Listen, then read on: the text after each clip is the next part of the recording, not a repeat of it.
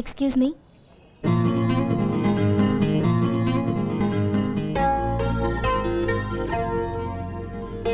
என்னோட வண்டி ஸ்டார்ட் ஆகல, கொஞ்சம் ஹெல்ப் பண்ண முடியுமா? வண்டி எங்க? பெட்ரோல் எல்லாம் ஃபுல்லா இருக்கு. தேங்க்ஸ். கார்பரேட்டர் தான் ப்ராப்ளம். ஒரு ரவுண்ட் போல சரியாயிடும். யார் இது? என்னோட வண்டி ஸ்டார்ட் ஆகல, அதான் செக் பண்ண எடுத்துட்டு போய். தெரியாத ஆள் கிட்ட எதுக்குடி வண்டி குடுக்குற? அவரோட வண்டி இங்க தான். ஹலோ ஹலோ மிஸ்டர், நில்லுங்க. எதுக்கு அந்த வண்டி எடுக்கறீங்க? என்னம்மா? ஏன் வண்டி நான் ஸ்டார்ட் பண்றேன். உனக்கு என்னமா பிரச்சனை? வாட்ச்மேன் சீக்கிரம் வாங்க. என்னம்மா? இந்த பாருங்க, இது எனக்கு தெரிஞ்சவரோட வண்டி. இந்த ஆள் திருட பாக்குறாரு. யோ, என்னயா police கூப்பிடுவா?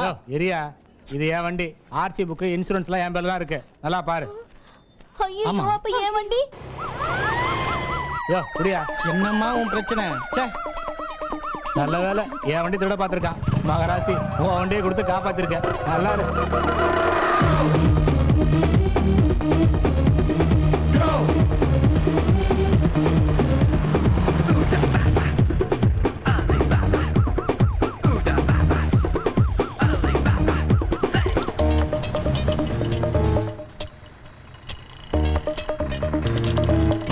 Sorry sorry sorry sorry. ஏய், எடுறா வண்டியா. யோ, நீ எடுயா. ஐயோ, ச்சே. ஏய், இடியா போய் ஸ்டார்ட் பண்ணடா. ஏய், அடி தூக்குடா அவன. ஒரு நிமிஷம் இரியா. ஏய், எடுக்கற இரியா. சொல்லிட்டே இருக்க. எடுறா வண்டி. போடா. எடுறா. போய் தொலை. போ அந்த பக்கம். போ. ஏய், ஏய், அறிவு கெட்ட ராஸ்கல். ச்சே. டேய், சீக்கிரம் போடா. அப்பா, மனசுக்கு ரொம்ப கஷ்டமா இருக்குப்பா. ஏண்டா? இந்த தொழில பயந்து பயந்து வேலை செய்ய வேண்டியிருக்கு. என்னடா கஷ்டம்? ஒவ்வொரு நாளும் இன்ட்ரெஸ்டிங்கான வேலை, த்ரில்லிங்கான லைஃப். சொல்லிட்டாருப்பா இவரு. இவன் பேச்ச மட்டும் நம்பிடாத. பூனைடா இவன். ஆமா, நாங்கெல்லாம் பூனை, இவரு பெரிய புலி. டேய் டேய் பூனை. வேற ஏதாவது வேலைக்கு போலாமான்னு யோசிச்சுட்டு இருக்கேன். டேய் அறிவு கேட்டவனே, நீ எங்க வேலைக்கு போனாலும் அங்க முதலாளின்னு ஒருத்தர் இருப்பான். அவங்கிட்ட பணத்தை தவிர வேற எதுவுமே இருக்காது. உழைப்பும் மூளையும் உங்ககிட்ட தான் இருக்கும். இது ரெண்டுத்தையும் அவன் பயன்படுத்திக்கிட்டு 3000 ரூபாய் சம்பாதிப்பா, அவனுக்கு 30 ரூபாய் தான் கொடுப்பான். அவன் நம்மளை விட பெரிய திருடன்டா, உழைப்பு திருடுறவன். அடுத்தவ நம்ம உழைப்ப திருடுறதை விட உழைப்பே திருட்டா இருந்தா பெட்டர் இல்லையா? என்ன என்னடாச்சு உனக்கு? பஸ்ல பாட்டு அடிக்க போனேன். என்னது? பஸ்ல பாட்டு அடிக்க போனப்பா. கம்நாட்டி உட்கார். ஏன்னா திருந்தவே மாட்டீங்களாடா? ஒரு பிக் பாக்கெட் எப்படி அடிக்கணும்னு தெரியல உங்களுக்கு? சொல்றேன் பார்.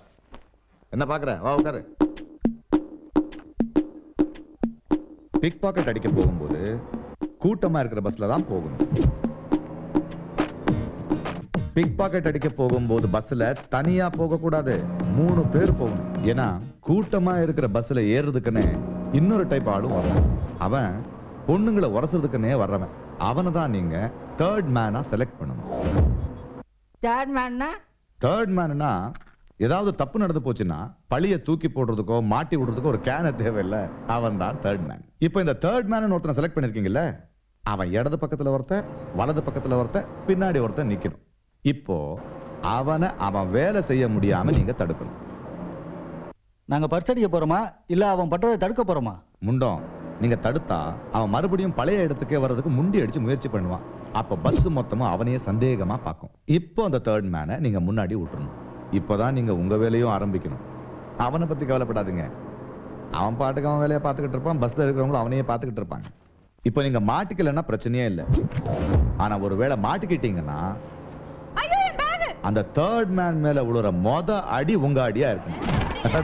சைலண்டா எஸ்கேப் ஆயிட்டே இருக்கலாம். தெரியாம நான் போய் அடி வாங்கிட்டு வந்துட்டேனா? என் பேச்சு எங்க கேக்குறீங்க? அடி வாங்கினதுக்கு அப்புறம் தானே வர்றீங்க. உங்க வயசுல எனக்கு சொல்றதுக்கு யாராவது இருந்திருந்தா நான் பெரிய ஆளா இருந்திருப்பேன். பெரிய கலெக்டர் இருப்பாரு. டேய், வரையா இல்லையா? போ. ஆயிருப்பேன்டா, பெரிய கலெக்டர் ஆயிடாய். உட்காரு உட்காரு. சொல்லு, பிக் பாக்கெட் அடிக்கணும்னா என்ன பண்ணணும்?